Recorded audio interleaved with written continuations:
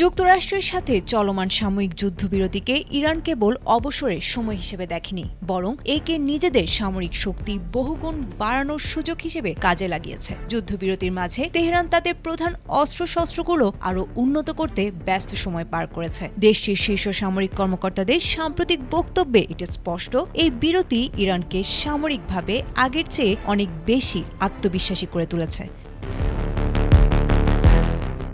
ইরানের শক্তিশালী সামরিক বাহিনী আইআরজিসির অ্যারোস্পেস ফোর্সের কমান্ডার মজিদ মুসাভির সম্প্রতি এক সাক্ষাৎকারে জানিয়েছেন, বর্তমানে তারা তাদের ক্ষেপণাস্ত্র এবং ড্রোন লঞ্চারগুলো আগের চেয়ে দ্রুত গতিতে আধুনিকায়ন করেছেন। আল জাজিরায় প্রচারিত একটি ভিডিওতে দেখা গেছে তিনি একটি গোপন ভূগর্ভস্থ ক্ষেপণাস্ত্র ঘাঁটি পরিদর্শন করেছেন। মুসাভির দাবি, ইরান যেভাবে অস্ত্র পুনর্গঠন করেছে শত্রুরা সেই তুলনায় কিছুই করতে পারেনি। তার মতে, মার্কিন যুক্তরাষ্ট্র ও তাদের মিত্ররা দূর থেকে গোলা বারুদ সংগ্রহ করতে গিয়ে অনেকটা পিছিয়ে পড়েছে।